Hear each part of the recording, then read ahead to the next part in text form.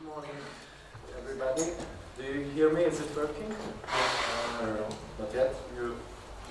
I switched it on. Now. 1, 2, 3, 4. So, good morning, everybody. This is the last day of the Tempus project, the last day of the closing conference of the Tempus project.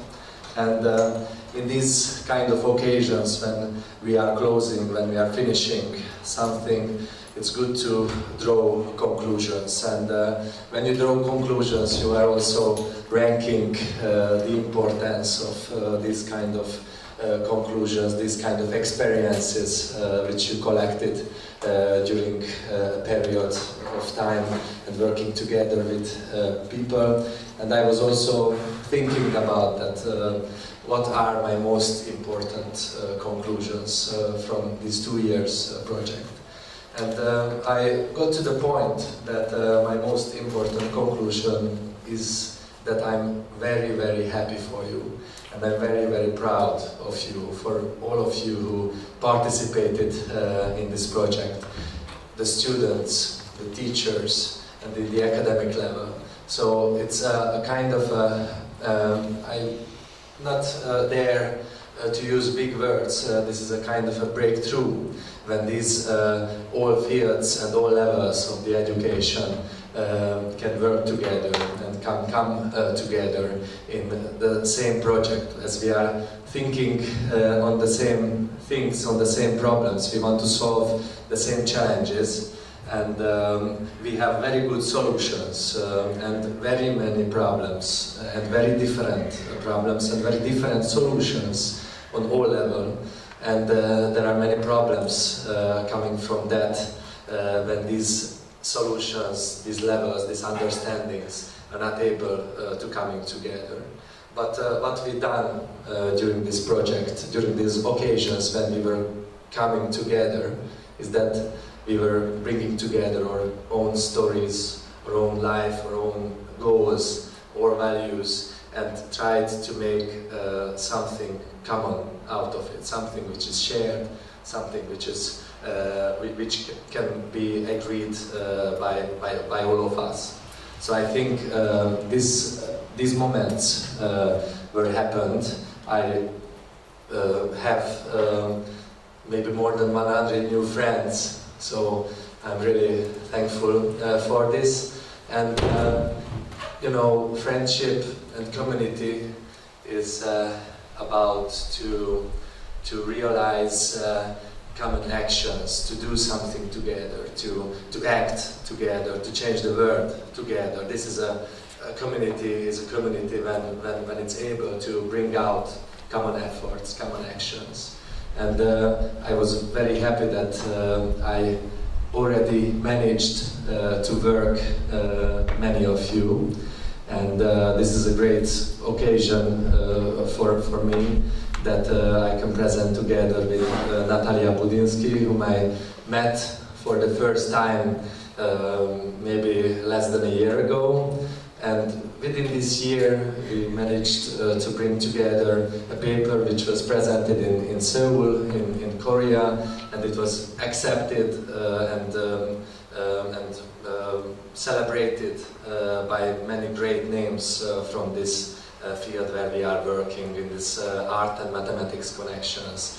And not only Natalia, but Liliana as well, and many others of you, we already did something together. And in the first slides of the presentation I would like to show these little results. I say little because I think it's just the beginning, and I really would like you to keep together this community, but you have to keep these friendships and to communicate with each other in the Facebook group, and also make maybe an email list for connecting those who are not using Facebook, and stay together and try to visit together schools in Serbia and bring this knowledge to the schools, to the actual places of education.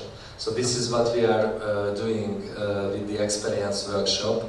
And this experience workshop community, we started exactly in the same way. We had a conference and we met only 3 times. In 3 years, it was called Ars Geometrica, this conference, Art and Geometry. We connected that. It was the place where I got to know Slavic, for example, and Dirk as well, and so on. And we decided that staying together and with the teachers from this local community to visit schools and bring this kind of breakthroughs and this kind of results to schools. So I also would like to contribute to this community from the community of experience workshop on that way that we have a small package of Zoom tool, and in the end Liliana, I think, will announce that who's this little package goes to among the teachers who presented at the conference. But we have other packages and other knowledge and other friends out there, so I really would like to encourage you to keep in touch with us and think about common projects. We are very happy to visit Serbian schools and doing projects together with you, bringing this together and make the connection stronger. So the Bridges Seoul was held in one of the world's largest science centers. It was the Gwacheon Science Center, and it's extremely huge and full with extremely interesting and surprising things. On this picture in the right or left corner, you can see a car race which is directed by brain waves. So the kids are standing there with some tools, some devices on their head, and making the cars move, controlling by their brain waves. It's really frightening in the same time, and it's full with a lot of this kind of surprising technical innovations, but they are also very keen on to do hands-on projects and hands-on workshops. So this is some pictures from the bridges, and to show that how many connections we had, you can see on this picture that during the family day we projected children artworks, children drawings, and both Natalia and Liliana and other schools from Serbia sent us a lot of drawings. So Serbian students' drawings were exhibited during the bridges, and this was coming directly from this Tempus project. And maybe you remember from yesterday this artwork from the Tempus exhibition, this Luis Felipe Gonzalez artwork. This was also exhibited also at the bridges. And we had a lot of origami as well, which is this talk will be about a bit later. And we had Sierpinski tetrahedron building workshops, just as it was shown some days ago at this conference. And also the World Sierpinski Carpet project was happened, and I just mentioned that there is a connection with this project for you as well, if you would like to join. They are making the world's largest Sierpinski carpet in Spain, and every school from all over the world can make these parts of this huge carpet and can send it to them. And we were even able to work together with very big names from fractal studies. He's Mr. Araki, who was inspired at the Mandelbrot software, the 3D fractals, and this is the print of one of the first 3D fractal. So get to the talk, Origami and GeoGebra. So, as we were already summarized the main findings of our Tempus Attitude research during the summer school, I would not go into too much details, just reminding or mentioning the main points of our findings. So, as you know, in the PISA 2012, Serbia had a development in the educational results. The mean score was 449, but it's still under this so-called OECD average, and also PISA findings are widely disputed, but it serves as a wake-up call in many countries, including Serbia. So in 2012, it was the highest scores for Serbia so far, but there are a lot of aspects where it's still important to develop.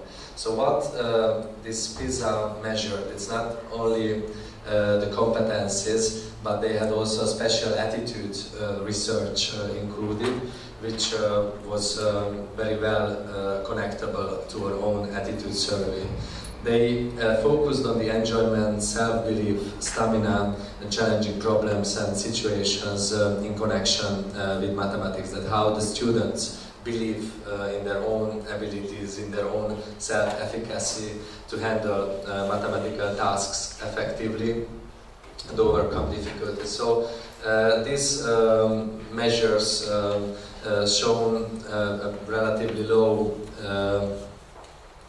results, but there were really good news that the Serbian students' openness to problem solving is relatively high. So there is a huge potential which is not fully implemented, not fully exploited in the education today, and that's why. How is it connected to our project with Natalia as well? We explicitly addressed the problem-solving question, and we developed this GeoGebra and hands-on problem-solving connections in this project, and Origami, connecting Origami and GeoGebra. So here is a table with the problem-solving measures, and you can see that Serbia is far in front.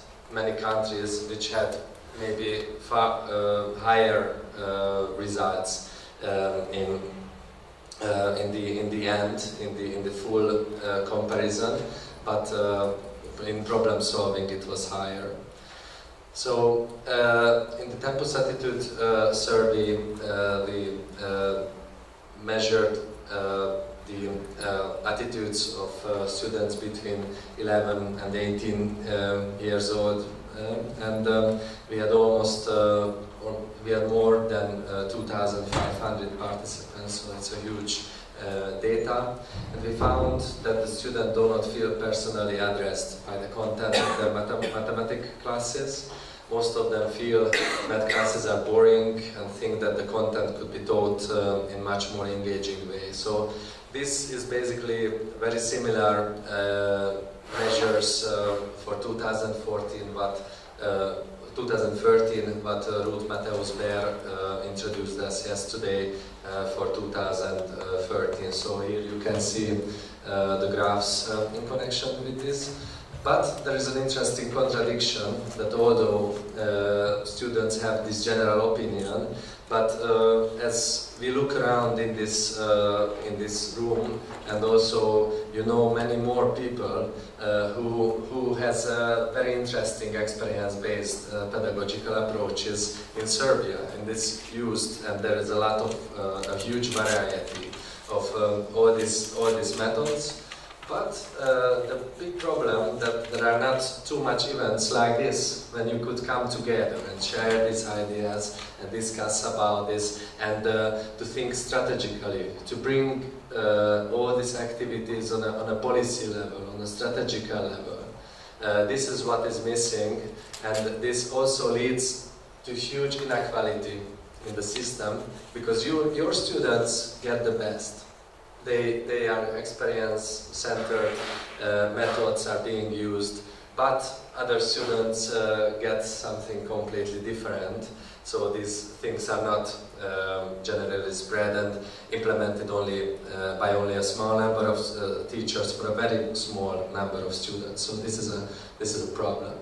And this was shown also in these graphs where we checked some approaches, the use of computers, computer-aided presentations, and use of real physical objects, and references to artworks and so on. And you can see here this first graph shows this was the students answered never used computer, never used computer-aided presentations by the teacher, maybe never touched real physical objects. Okay, maybe this is not stand as a fact. Maybe they touched it but don't remember it. They didn't found it significant. So this is that it wasn't a remarkable experience for them. So in this collaboration we tried to address this as well and connect physical activities with computer-aided work with mathematical facts and mathematical objects and mathematical information. So we also found that there is a connection between correlation between the variety of the implemented teaching methods and the teachers. So we found that teacher who use one certain teaching method most probably use other experience-centered, experience-based teaching methods as well. So if you start to use one in your teaching, you will be interested to other different methods, and you will pick up just many more and use more in your teaching experience. So it works like a magnet. It's enough that if you start with one, and then you will be attacked by a lot of other interesting information which you want to bring into your school. So this is another important role of all of you, to be the messengers of this kind of content and this kind of knowledge, and try to spread it in your own community, in other communities. Speak about it, speak about the joy, speak about these experiences, and maybe others will be impacted as well by this knowledge. So there were a lot of results, and you can read this in the conference paper which will be published in the proceedings. And this is the time that I call the stage Natalia, and he will talk about the actual project. Thank you very much. Thank you, Kristof.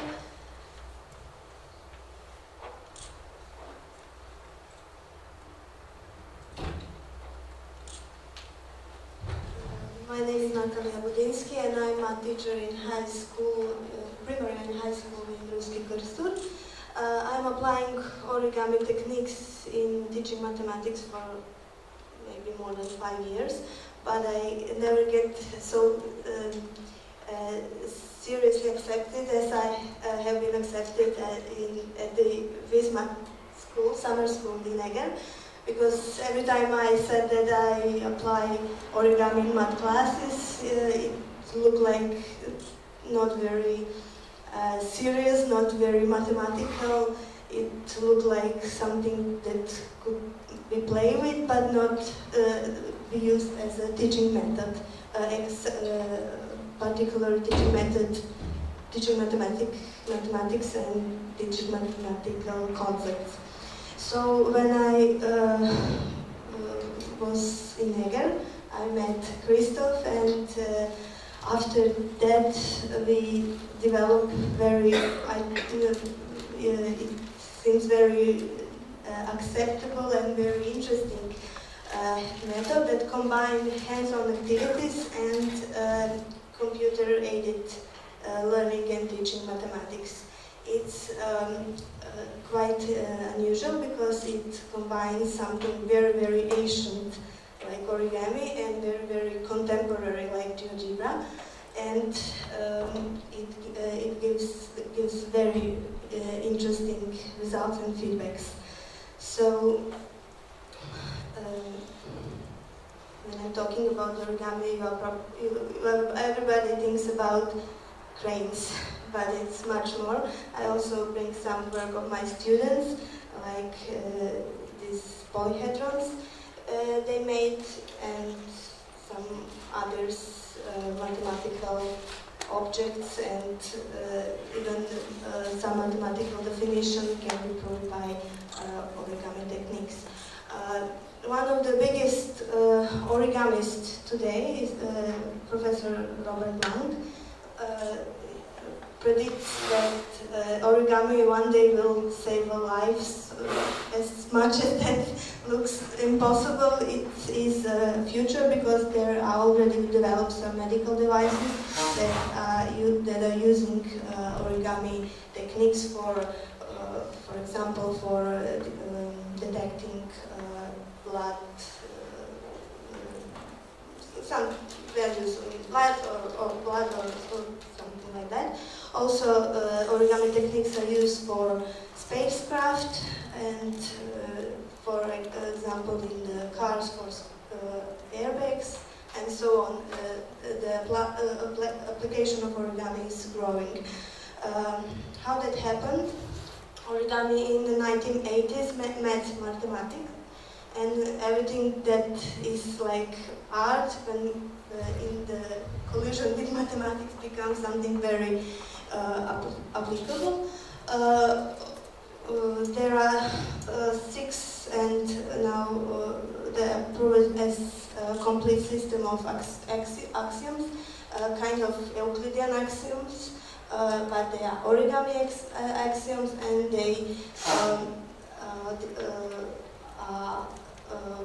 allowing us to prove some things that can be proved, for example, with Euclidean axioms. So we use these contemporary mathematics results, like origami axiomatization, and applied in mathematical education. The reasons are vast. It involves mathematical thinking, develops geometrical and measurement skills. You can teach symmetry, congruence, angles, fraction. A lot of topics can be covered by origami. And as I said, it is 21st century, so it can be combined with the contemporary tools like, for example, GeoGebra, which is a free educational software and very user-friendly and very easy used by students. Students accept it very well. There are a lot of already prepared materials that can be used, and it's really an educational tool that I can highly recommend. And then it was a math school, summer school in Eger, and we, as a result of our talks, workshops, exchanging experience, we developed this hands-on and computer-aided approach that exploring origami creation in order to develop mathematical thinking and in a computer-based surrounding. This is a very good approach, because by combining these two approaches, origami and GeoGebra, they are overcoming the deficiencies of each other. So GeoGebra has its own good features, and origami has its own, but when combining, we have even more better tool than when using one. this year, after VisMath school in Eger, the summer school, we applied our project in high school students, and we collected results, and these results was presented in cell. But this year we went one step more. We presented a workshop and origami and GeoGebra techniques to the teachers. So this was the examples that can be used in regular mathematical classes: perpendicular line, Pythagorean theorem, double the cube, polyhedrons, and so on. But these are the examples that we particularly developed, like a lesson plan that can be applied in school. The results here show that students are a little bit bored by classical teaching math lessons, but the teachers are bored as well sometimes. That's how I came with this idea to apply, for example, origami. And my students are very highly motivated to apply origami. We are holding workshops in our school to other students.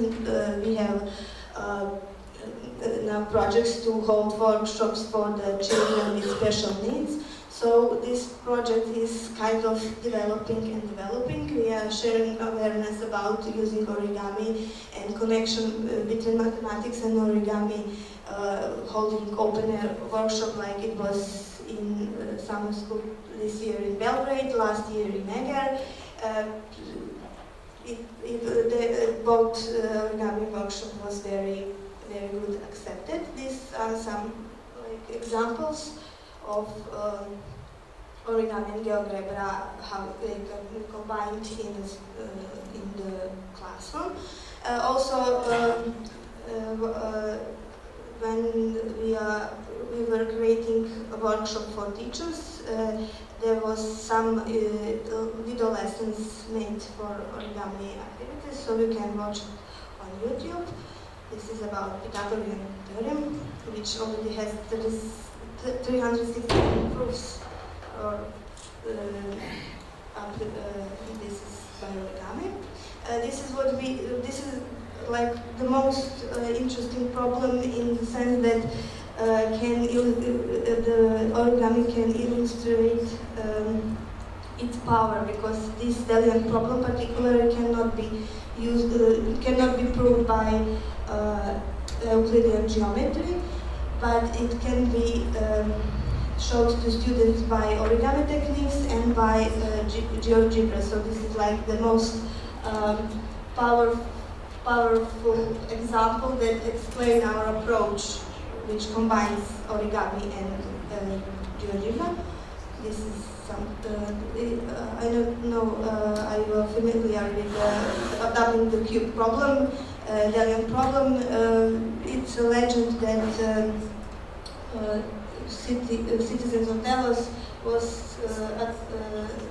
hit by the plague, and Oracle proposed that they will be cured when they double the altar, and it was like the shape of the cube, and they did it.